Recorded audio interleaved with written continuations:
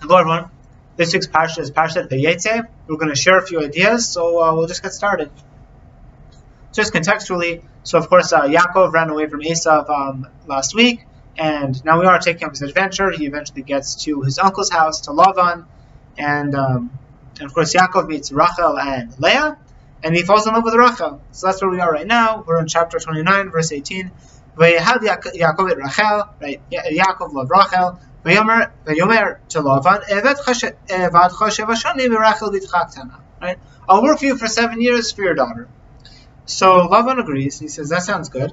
And then in verse 20 we see Vayavud Yaakov Rachel sheva shanim. Yaakov worked for Rachel for 7 years. Vayu ve'inav k'yamim achadim be'avato ota. And there were like a few days in his love for her. Now I heard this from John Messing, who gave this over in the name of Rabbi Kamin. Is the rabbi in Stanford, in California, who asked the following question: what does that mean? Out of God's love for Rachel, working for 7 years was like a few days. That seems like the exact opposite would be. Because as Rabbi came in, if you were to go to a child, say a 5-year-old, and you'd be like, do you want have ice cream? I'll give you ice cream.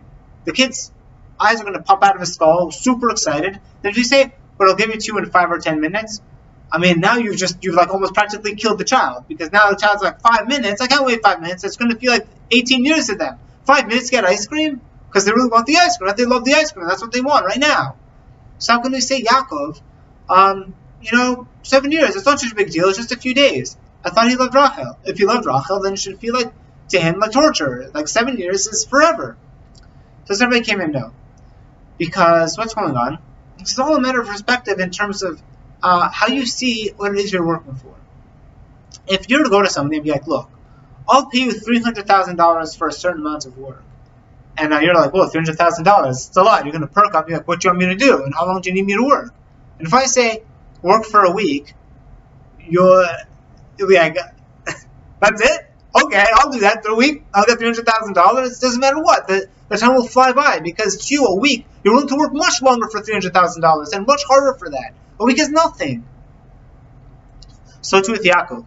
Yaakov loves Rachel. He's willing to work for 100 years. When he finds out he only needs to work for 7 years, it's like a few days. That's nothing. That's all you need from me? Let's do it. It sounds like a good deal. And that's the perspective on Viu ve'einav k'yamim achadim. It was just a short amount of time. Okay. So moving on. So now we're in chapter 31. After Yaakov has accumulated a certain amount of wealth, he notices that Lavan's sons start speaking about Yaakov in a pejorative way, not so good. And Yaakov notices that Lavan's disposition towards him has changed. Okay, so now we're in verse 3, where Hashem said to Jacob, return to the land of your fathers and to your native land, and I will be with you. Okay, so Hashem gives Yaakov a direct command.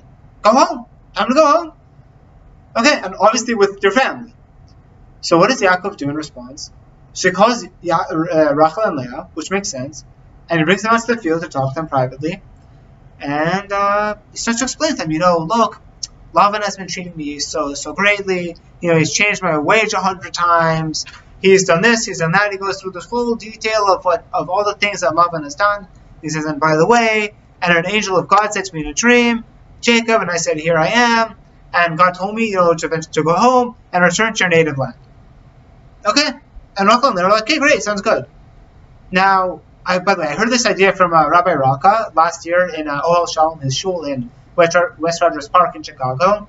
And he asks seemingly a very obvious question, but it doesn't really strike you until you hear it. In terms of, what's Yaakov doing?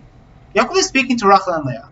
Rachel and Leah are two of the four mothers of the Jewish people. These are some of the pillars of Torah. These women were clearly holding. They're very religious women. If Yaakov got a direct command from God to go home, then call Raccah and Leah and just say, I got a direct command from God, we need to go home. And that's the end of the conversation.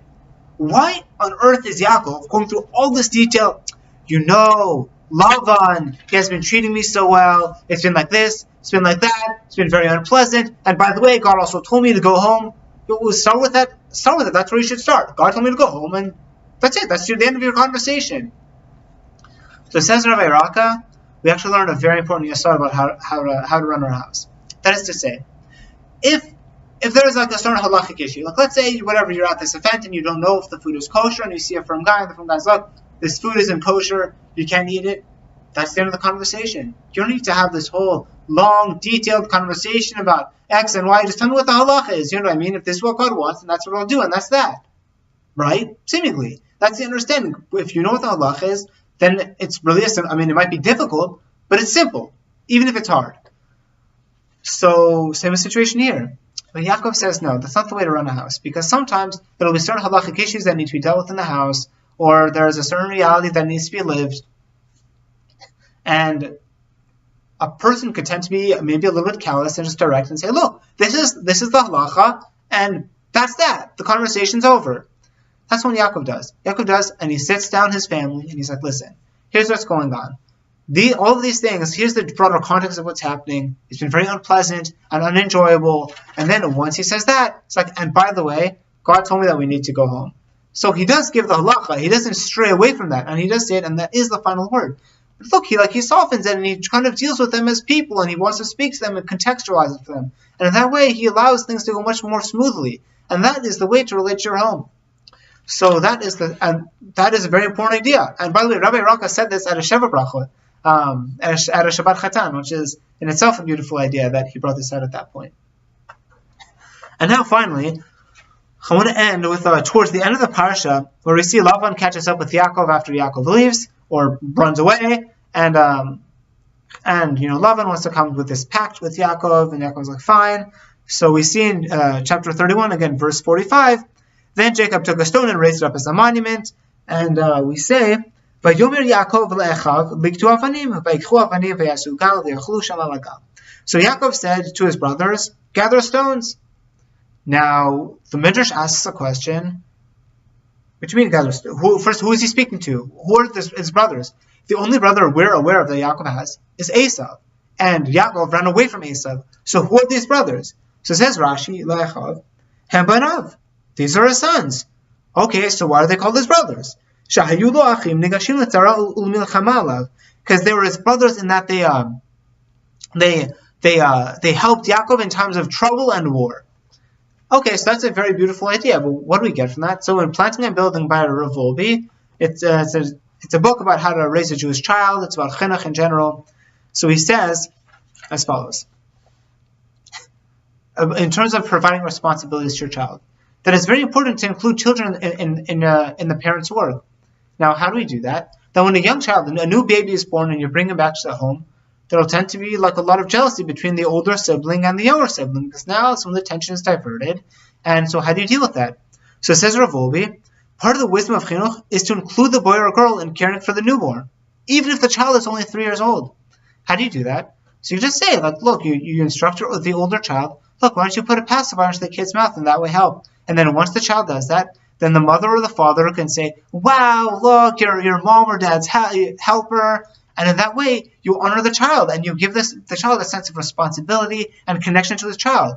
Because, as he says, with this sort of approach, there's no room for jealousy, since the older child now identifies with his mother or father, who is helping care for the child. Now, how do we know this? So says Rav Wolbe, the source for this we find in Parshat Vayetze, the 6th parsha. After Lavan chased Yaakov, the verse records, and Yaakov said to his brothers, collect stones, just like we said. Now Chazal asked on the Midrash, who are these brothers? He doesn't have brothers. And the Torah means sons. So Rashi in his commentary on the verse explained these words of Chazal. From the time they were capable of helping him, they were called his brothers, because they became like his partners in that they sought him in his time of need. And we see that this is a piece of wisdom we learn from Yaakov, to transform our child into our brother, to convey to the child that in some way he's my equal, because he helps me and becomes my partner. He doesn't feel at all that I'm burdening him, because I'm honoring him. And by showing him this kavod, the child will feel enthusiasm in helping his younger child. And in this way, you give the child a sense of purpose, and ultimately that will help build him into a person who acts with responsibility towards his family and towards his home later on. So that's what we learned from this week's parsha, just a few of the short ideas. Shabbat Shalom, and we'll see you next week.